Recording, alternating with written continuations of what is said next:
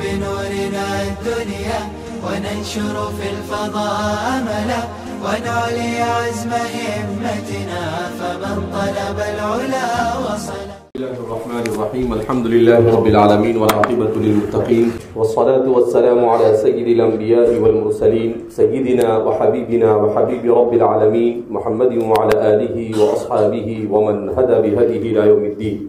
الصلاة کا لفظ کیا ہے؟ بولے دعا. میں دعا کرنے ختم. ایسے کیسے ختم؟ شروع ہی نہیں ہوا تو ختم کیسے؟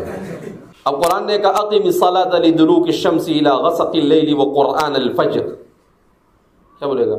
صبح میں دعا کرنے کا. بولے کیوں؟ الصلاۃ کا مطلب دعا. اقیم الصلاۃ وآتوا الزکاۃ.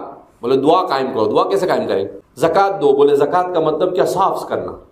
کیا صاف کرے گا؟ کپڑے صاف کرے گا، گھر صاف کرے گا، کمرہ صاف کرے گا، کیا صاف کرے گا؟ تو بولنا پڑے گا کہ زکات کس کو کہتے ہیں؟ وَأَتِمُّ الْحَجَّ وَالْعُمْرَةَ لِلَّهِ. حج کے معنی قصد کرنا. بولے پورا کرو قصد کو. کہاں پورا کرو؟ کھانا کھا کے، سو کے. تو اب ظاہر سی بات ہے کوئی نہ کسی نے اس کو شرعی معنی پر محمول کیے بغیر چارے کار نہیں. مالا بدھ من، اس کے بغیر کوئی چارہ ہی نہیں. تو اس کو کہیں نہ کہیں محمول کرنا پڑے گا. لہذا چاہے مستشرقین کچھ کہے، چاہے ہندوستان اور دنیا بھر کی ایجنسیاں اس سے ڈرائے، مگر جہاد کی تعریف وہی ہے جو ہمارے فقہا نے کیا بدر الجہد فی قتال الکفار. چاہے کسی کی ماں مرے، چاہے کسی کی دادی مرے، چاہے کسی کو برا لگے، چاہے کسی کو ڈر لگے، ہم کو اس سے کوئی مطلب نہیں. لا یخافون فی اللہ لومۃ لائم. کسی ملامت کرنے والے کی ملامت کی کوئی پرواہ نہیں. حضرات صحابہ غزوہ بدر کبریٰ جب ہوا تو 70 صنادید قریش کا خاتمہ ہوا، جس کو صنادید کا اردو میں ترجمہ ہوتا ہے قریش کے سورما. سردار نہیں بولے گا، کیا بولے گا؟ سورما. تو میں اس کو ایسا بولتا ہوں قریش کے سورما کا سرما بنا دیا گیا.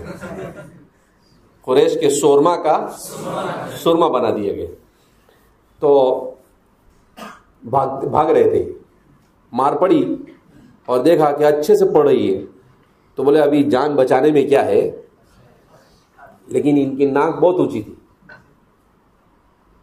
دنیا میں انسان کا امتحان ہی ہے اونچی نیچی ناک کا. پوری زندگی میں امتحان ہی اس کا ہے. شیطان نے اپنی ناک اونچی رکھنے کی کوشش کی اور آدم نے اپنی ناک نیچے کر لیا. کہا ظلمنا انفسنا فإن لم تغفر لنا وترحمنا لنكونن من الخاسرین.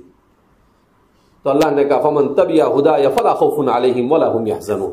یہ اس کو کہتے ہیں ناک نیچی کرنا، تواضع. تو اتنے بدماش تھے یہ، چاہتے تھے کیا بولتے ہیں کچھ نہیں، اس مرتبہ ہار گئے، آئندہ سال واپس ملتے اپنے یہاں پہ. کیا بولتے؟ یعنی ابھی کم پڑی تھی، مزید کی ضرورت تھی. تو آپ صلی اللہ علیہ وسلم کو کسی نے آ کر کہا کہ یہ بدماش جاتے جاتے ایسا بول رہے ہیں. اس نے بولے ٹھیک ہے، ان کا ایسا بولو آئندہ سال اسی ٹائم پر ادھر ہی جا جائیے. کیا بولا؟ آئندہ سال یہ ٹائم پر ادھر ہی آ جائیے. ہم بھی آتے تھے. ابھی یہ تو بغیر تیاری کیا ہے بولے، یہ تو ابھی لڑنے کے لیے ابھی تو آئے نہیں تھے، یہ تو ایسے آئے اور سڈنلی ہو گیا، ایک دم اتفاقاً ہوا ہے. تو یہ حال کیا ہے تیرا، تو آ تو صحیح آئندہ سال واپس. اب سال ختم ہو رہا ہے، وقت ہو گیا. تو حضور نے کہا کہ ہم آ رہے ہیں، ان کو پیغام پہنچائے آ جاؤ، تم بھی تیاری کے ساتھ آ جاؤ، اس بار ہم بھی تیاری کے ساتھ آ جائیں. ایک بار پھر بدر ہو جائے، ایک بار پھر کیا ہو جائے. اب رونے میں آدھا سال گزار دیا تھا انہوں نے، اس لیے کہ 70 سورماؤں کا سرما ہو گیا تھا. تو آدھا سال تو رونے میں، ان کے یہاں نوحہ چلتا تھا، 2 4 6 مہینے تک روتے تھے، کپڑے پھاڑتے تھے، آئی مر گیا، بہت اچھا تھا، کھاتا تھا پیتا تھا. تو اس میں ان کے 4 6 مہینے تو نکل جاتے. اب اس کے بعد تیاری بھی کیا، لیکن پھر سوچنے لگے واپس پڑے گی. آپس میں کیا بولنے لگے، واپس گئے نا, وہ بغیر تیاری کے آگے اتنا اچھے سے پلا گیا اپنے کو, ابھی تیاری کے ساتھ آئیں گے تو کیا کریں گے, جان دو نہیں جاتے اپنے. تو آپ صلی اللہ علیہ وسلم تو ٹائم پہ پہنچ گئے صحابہ کو لے کے وہاں پر بدر. اس کو البدر الصغریٰ کہتے ہیں. کیا کہتے ہیں اس کو؟ عام طور پر سب لوگوں کو بدر کبریٰ تو معلوم ہوتا ہے, مگر بدر صغریٰ نہیں معلوم. تو اس لیے اس لفظ کے استعمال سے ڈرنا نہیں, اس کی یہی تعریف کرنے کی. کوئی بھی پوچھے تو سیدھا سیدھا کہ بھئی یہ تعریف ہے, تیرے کیا کرنے کا کل, تیرے کیا کرنے کا ہے, یہی تعریف ہے. نہیں بولے علم کے لیے محنت کرنے کو بھی جہاد کہتے ہیں, اپنے نفس سے جہاد کرنے کو بھی جہاد کہتے ہیں. سیکنڈ نمبر وہ سب بات میں, پہلا یہ کیا بولنے کا, پہلا یہ کافروں کو دے بتی کرنے میں پوری کوشش کرنا. ایسی اس کو کیسے سمجھ میں آئے گا کفار کے ساتھ قتال میں مشقت اٹھانا, اس کو تھوڑی سمجھ میں آئے گا. وہ بولے گا کون سی زبان میں بولا, تو بولے گا تم کو دے بتی کرنے میں خوب محنت کرنا, تم کو دے بتی کرنے میں خوب محنت کرنا. یہ ہے قتال کی تعریف. بہرحال تو اس لیے جہاد کے سلسلے میں اسلام کا نظریہ جہاد بے غبار.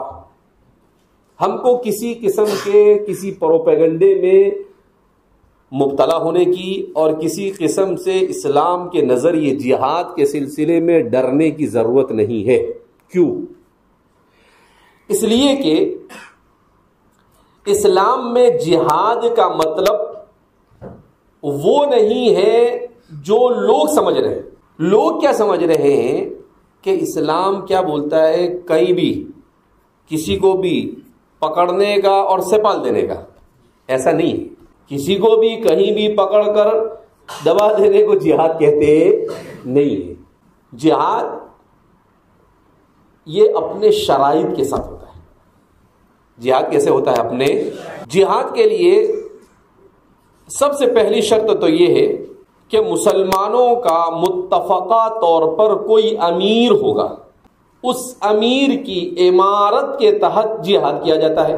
دوسرا, جہاد کے لیے ضروری ہے کہ ایسے لوگوں کے ساتھ جہاد اور قتال کیا جائے جو خود مسلمانوں کے ساتھ قتال کے در پہ ہو, جو خود مسلمانوں کے ساتھ قتال کے در پر ہو. یعنی وہ مسلمانوں کو مار ڈالنا چاہتے ہو, مسلمانوں کو نقصان پہنچانا چاہتے ہو, تو ایسے لوگوں کے ساتھ ہوتا ہے جن کو محاربین کہا جاتا ہے. کیا کہتے ہیں ان کو؟ محاربین. تیسرا, جہاد اس کی تیاری کے ساتھ ہوتا ہے. کیا مطلب؟ ایسے ہی کہیں پر بھی نکال دیا چاقو, نکال دیا تلوار اور بولے جہاد کرے گا بولے, تو ایسے جہاد نہیں ہوتا ہے. اس کے لیے جہاد کی مکمل تیاری کا ہونا کیا ہے؟ ضروری ہے. چوتھا, جہاد جو کیا جاتا ہے ایسے وقت اور ایسے لوگوں سے جہاد کیا جاتا ہے جہاں مسلمان دشمن کا مکمل مقابلہ کرنے کی پوزیشن میں ہو اور ظن غالب یہ ہو کہ ان پر غلبہ حاصل ہوگا. لہذا اگر اس پوزیشن میں نہیں ہے کہ ہتھیار پورے نہیں ہے, امیر کوئی نہیں ہے, سامنے 10 لاکھ ہے اور ہم 10,000 بھی نہیں ہے, تو ظاہر سی بات ہے کیسے جہاد کریں. تو اس لیے فرما رہے ہیں کہ آپ کے پاس پوری تیاری کے ساتھ آپ کی اتنی فوج ہونی چاہیے کہ دشمن کے ساتھ اگر آپ بھڑ جائے تو آپ کو اپنی کامیابی پر ظن غالب ہو. تو اس طرح سے جہاد کے شرائط کے ساتھ جہاد ہوتا ہے. اٹھا پٹک کہیں پر بھی جہاد ہوتا نہیں. یہ کتاب الجہاد اسی لیے پڑھایا جا رہا ہے تاکہ احکام جہاد کو معلوم کر کر صحیح معنی میں اسلامی جہاد کب ہوتا ہے اس کی معرفت حاصل کرے اور اس کے مطابق جہاد کرے, خود بھی اس کو سمجھے اور دوسروں کو بھی کیا کرے، اسے سمجھائے. ہمارے ہندوستان میں RSS ہے، بجرنگ دل ہے، انہوں نے آج سے 10-20 سال پہلے ایک پروپیگنڈا کھڑا کیا. کیا کہ یہ قرآن میں 24 آیتیں ایسی ہیں جو سیدھا مارنے کا حکم دیتی ہے. وَاقْتُلُوهُمْ حَيْثُ ثَقِفْتُمُوهُمْ، مار ڈالو جہاں بھی پکڑ میں آئے. بہت خطرناک. کہا یہ 24 آیتیں قرآن میں سے نکال دینی چاہیے. کیوں؟ تیرے بابا کا چوپڑا ہے. بولے کیوں؟ بولے دیکھو اس میں کیا بولتے، بولے وَاقْتُلُوهُمْ حَيْثُ ثَقِفْتُمُوهُمْ وَأَخْرِجُوهُمْ مِنْ حَيْثُ أَخْرَجُوكُمْ، نکال دو ان کو، مار ڈالو ان کو. ابے حبنک کی اولاد. قرآن نے ہر جگہ اس کے سیاق و سباق کو دیکھنا پڑتا ہے. کس سیاق و سباق میں قرآن نے یہ بات کہی؟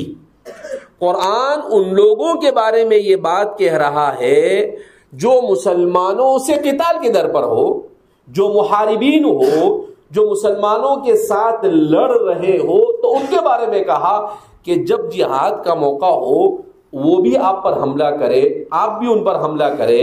تو جب اس موقع پر ایسے ماحول میں جہاں پکڑ میں آیا دبا دینے کا. یہ تو سیدھی بات ہے، کرنا ہی پڑے گا. کیوں؟ آپ اس کو نہیں دبائے گا، وہ آپ کو دبائے گا.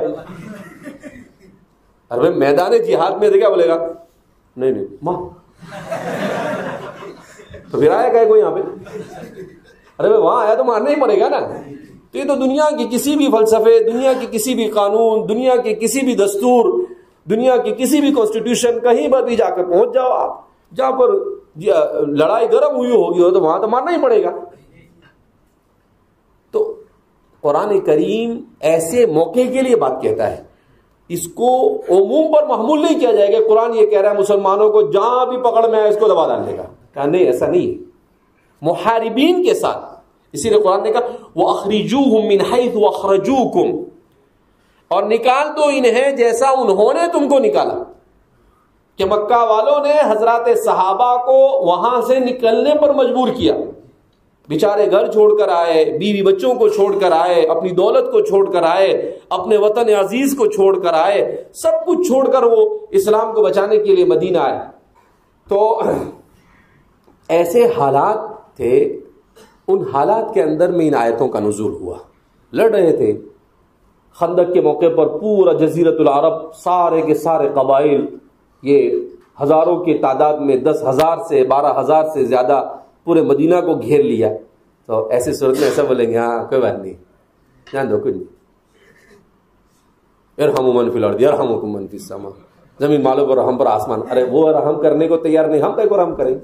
تو جیسے کے ساتھ تیسا، جیسے کے ساتھ تیسا. تو یہ جو آیتیں ہیں، ان آیتوں کو محاربین کے بارے میں کہا گیا. ان آیتوں کو، ورنہ دنیا میں اسلام نے جس رحم دلی کے ساتھ جہاد کیا ہے، قسم بخدا دنیا کی تاریخ میں کوئی دوسری قوم جہاد کے اس اتنے پرامن طریقے کو بیان نہیں کر سکتی. اب آپ کہیں کہ عجیب آدمی آدمی، ایک تو مارا اور بولتے ہیں کہ مارا رحم دل کے ساتھ. ایسا کیسا؟ یہ تو اجتماع ضدین محال ہے. وہ منطقیوں کے محال ہوگی، ہر جگہ پر محال ہوتی نہیں. ایک انگریز عورت نے کتاب لکھی. اس نے کتاب کا نام کیا رکھا معلوم؟ الفاتحون الرحماء. کیا نام رکھا؟ الفاتحون الرحماء. کہا مسلمان رحم دل فاتح ہے. کیسے فاتح ہے؟ کیا مطلب؟ سیدنا حضرت ابوبکر صدیق رضی اللہ تعالیٰ عنہ نے حضرات صحابہ کو جب جہاد کے لیے روانہ کیا تو آپ نے آداب جہاد ان کو سکھائے. ان آداب جہاد میں آپ نے رسول اللہ صلی اللہ علیہ وسلم کی تعلیمات کی روشنی میں کیا کہا؟ لا تقتلوا الاطفال، بچوں کو نہیں مارنا. ولا تقتلوا النساء، عورتوں کو نہیں مارنا. ولا تقتلوا المشیب، بڑوں کو نہیں مارنا. ولا تقطعوا الشجرات، درختوں کو نہیں کاٹنا. وَلَا تُحَرِّقُوا الْمَزَارِعَ، کھیت اور ایسی کسی جگہ پر آگ نہیں لگانا. یہ ہے اسلام کے آداب جہاد. تو اسلام نے جہاد کو ایسے لوگوں کے لیے فرض قرار دیا جو لاتوں کے بت باتوں سے نہیں مانے. انسانی معاشرے میں دو طرح کے لوگ ہوتے ہیں، ایک باتوں سے ماننے والے اور دوسرے لاتوں سے ماننے والے. کیا مطلب؟ نصیحت کی بات سمجھ میں آ گئی، لیکن ایک طبقہ ایسا ہوتا ہے جس کو باتیں سمجھ میں آتی نہیں، جیسے ابو جہل، عتبہ، شیبہ، یہ وہ لوگ ہیں یہ لاتوں سے بھی نہیں مانے، تو پھر ان کو کٹ ڈالا گیا. تو اسلام جو ہے وہ یہ کہتا ہے کہ بھیا یہ دنیا میں کیوں آیا؟ کھانے، پینے، گھومنے، عیش مستی کرنے کا یہ سب کرنا تھا. تو اللہ دنیا کا کو بنا تھا؟ سیدھا جنت میں بھیج دیتا نا، کر جتنے بھی مستی ڈھنگانے کرنا ہو کر یہاں پہ. لیکن اللہ نے یہاں بھیجا ہے، یہاں اسی لیے بھیجا لِيَبْلُوَكُمْ أَيُّكُمْ أَحْسَنُ عَمَلًا، تاکہ وہ دیکھے کہ تم میں سے کون اچھے اعمال کرتا ہے. تو احسن عملہ کا مظاہرہ، لہذا اس دنیا کے اندر میں آ کر اچھی اخلاق اختیار کرنا، اللہ کے حکم کے تابع ہو کر زندگی گزارنا، اپنی خواہشات کی مخالفت کرنا اور اپنے آپ کو ایک بہترین انسان کی صورت میں ڈھالنا، یہ انسان کی اس دنیا میں آنے کا مقصد ہے. وَمَا خَلَقْتُ الْجِنَّ وَالْإِنسَ إِلَّا لِيَعْبُدُونَ، کہ ہم نے اپنی عبادت کے لیے اللہ نے بھیجا ہے اس دنیا کے اندر میں. لہذا اس بنا پر صحیح معنی میں انسان بن کر رہنے کے لیے اسلام آیا. جب اس کے لیے آیا، اب اللہ نے اس کام کے لیے بھیجا اور اس کام کو چھوڑ کر دوسرا کام کر رہا ہے، تو اس کو کہا جاتا ہے باغی. آپ کسی ملک میں رہو اور اس ملک کے قانون کے خلاف کرو گے تو کیا بولیں گے آپ کو؟ باغی. تو آپ کو بادشاہ کیا دے گا؟ ایوارڈ دے گا نا. کون سا ایوارڈ دے گا؟ دے بتی والا، یعنی پکڑ کر جیل میں ڈال دے گا، آپ کو سزا دے گا، کچھ بھی دے گا. تو ایسے ہی یہ کائنات اللہ کی مملکت ہے. للہ ملک السماوات والارض، یہ اللہ کی سلطنت ہے، سب کچھ اللہ کا ہے. للہ ما فی السماوات وما فی الارض، سب کچھ اللہ کا ہے. اس کو اللہ کی مرضی کے مطابق اس کو استعمال کرنا یہ انسان کا فریضہ ہے. جب اس کے خلاف استعمال کرتا ہے تو پہلے سمجھایا جاتا ہے. نہیں سمجھ میں آیا تو بولے چل جزیہ ادا کر، جزیہ بھی نہیں دیوے تو پھر بولے چل آ جا میدان آر کا پا دیکھ لیتے کیا ہوتا ہے. تو جہاد جس کو زحمت سمجھا جاتا ہے حقیقت میں انسانیت کے لیے رحمت ہے. کیوں؟ آپ کہیں کہ لو مارنے کے بعد بھی رحمت. ہاں، یہ جہاد کرنے والے کے لیے بھی رحمت اور جس کے ساتھ کیا جائے اس کے لیے بھی رحمت. کیسے رحمت؟ کرنے والا اگر جہاد کرتے کرتے شہید ہو گیا تو شہید ہے، سب سے افضل ترین موت ہے. اور جس سے جہاد کیا جا رہا ہے وہ کم سے کم جہاد کے ڈر سے ہی اسلام کو سمجھ کر اسلام میں آ گیا تو اس کے لیے بھی رحمت ہے. دنیا کے اندر میں اسلام دو طریقے سے پھیلا، ایک اخلاق سے اور دوسرا جہاد سے. ہندوستان میں ابتدائی دور میں اسلام آیا اخلاق سے. اس وقت دنیا کا سب سے بڑا مسلمانوں کا ملک کون سا ہے؟ انڈونیشیا. کون سا ہے؟ جس دنیا میں رہے اس دنیا کی ساری معلومات رکھنے کی، ایک ایسے بنک کے جیسا نہیں رہنے کا، کچھ ہی معلوم نہیں. وہاں پر 250 ملین مسلمان ہیں، یعنی 25 کروڑ مسلمان ہیں. تو اس کو مسلمانوں کا سب سے بڑا، وہاں پر مسلمانوں نے ایک بار بھی جہاد نہیں کیا. اتنا بڑا ملک صرف مسلمان تاجروں کی اخلاق سے اسلام میں داخل ہوا. ایسے دنیا کے بہت سارے خطے ہیں جہاں پر جہاد ہی نہیں ہوا. اس لیے جو یہ کہا جاتا ہے کہ اسلام تلوار کے زور پر پھیلا ہے، یہ پروپیگنڈا ہے، یہ جھوٹ ہے. اگر اسلام تلوار سے پھیلا ہوتا تو 800 سال ہندوستان میں مسلمانوں کی حکومت کے بعد ایک بھی مشرک کافر نہیں رہنا چاہیے تھا یہاں پر. کیوں؟ مار مار کے مسلمانوں کلمہ پڑھتا ہے کہ دے بتی کرے. تو اس کا تقاضا تو کیا تھا کہ 800 سال کی حکومت کے بعد ایک بھی کافر اور مشرک یہاں باقی رہتا نہیں. لیکن 800 سال کے بعد بھی ہندو یہاں پر میجورٹی میں باقی رہا. اس کا مطلب یہ ہے کہ مسلمانوں نے کسی کو زبردستی اسلام میں داخل نہیں کیا. مسلمانوں نے جہاد اور قتال کا کبھی غلط استعمال نہیں کیا.